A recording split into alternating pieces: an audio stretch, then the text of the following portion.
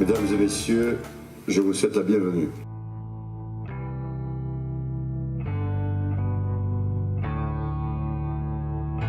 Mesdames et messieurs, je vais introduire mon propos par quelques mots sur le terrorisme, très rapide. Je ne souhaite pas revenir sur ces terribles événements, seulement avoir une pensée émue pour tous les innocents qui ont perdu la vie, qui est notre bien le plus précieux. Nous avons lancé en 2016 un projet de territoire, un projet empreint d'une ambition partagée, un projet empreint de concertation. Bref, un projet d'intérêt général qui nous unira et nous obligera. C'est un projet de territoire au service de nos enfants, de nos petits-enfants, pour nos aînés. C'est un projet de territoire pour nos agriculteurs et nos viticulteurs. C'est le projet de nos paysages, de notre littoral, de nos familles, de notre capacité à accueillir, de notre capacité à nous ouvrir, de notre capacité à fraterniser. Ce sera le lien qui nous unit comme le canal du Midi relie l'Occitanie. Ce n'est pas qu'un projet de territoire, c'est un projet de vie auquel je vous convie. Essayons d'oublier un instant ce périmètre pour mieux comprendre ce magnifique territoire où nous vivons. C'est un territoire de résilience qui ouvre ses frontières à la coopération au sein du cœur du Languedoc, comme hier il s'est ouvert aux républicains espagnols et à d'autres. C'est un territoire tourné vers l'économie du XXIe siècle, comme hier Riquet en avait fait un carrefour. C'est un axe incontournable pour une ambition énergétique durable et exemplaire pour vivre et travailler au pays. Le vent, l'eau, les entrepreneurs, les travailleurs, les familles, les touristes n'ont que faire des frontières administratives. Les compétences qui sont les nôtres à présent, par la volonté du législateur, nous engagent, m'engagent, et nul ne peut aujourd'hui prétendre conduire une intercommunalité dynamique s'il ne s'appuie pas sur une équipe, si son projet ne repose pas sur une ambition pour son territoire, dans l'association Cœur de Languedoc, avec ses partenaires de l'Aude et de l'Hérault, du département, de l'État et de la région.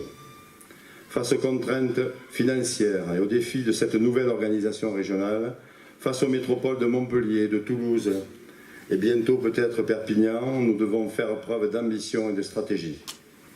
Le repli sur soi politique, l'absence de vision et d'ambition, ou les atermoiements sont néfastes pour le territoire, comme pour les habitants.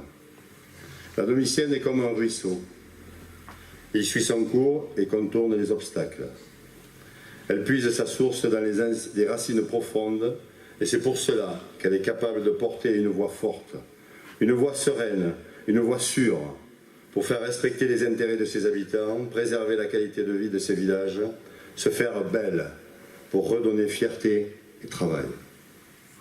Si la grève est l'ultime moyen que les agents ont pour exprimer des revendications, celle-ci nous a permis de mesurer qu'elle est parfois salutaire pour redonner du sens, mesurer de part et d'autre nos erreurs, avoir le courage de réformer et de lutter.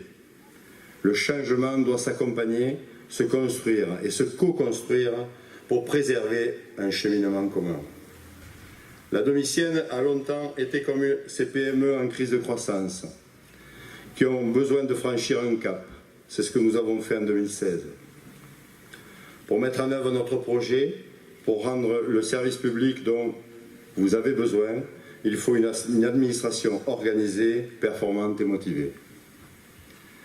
Il n'était pas possible d'attendre une année de plus pour mettre en œuvre une politique managériale équilibrée, qui met l'agent au centre des enjeux de la qualité du service public. 2017 sera une année de transition pour préparer un travail de fond sur la gestion prévisionnelle des futures compétences et des emplois.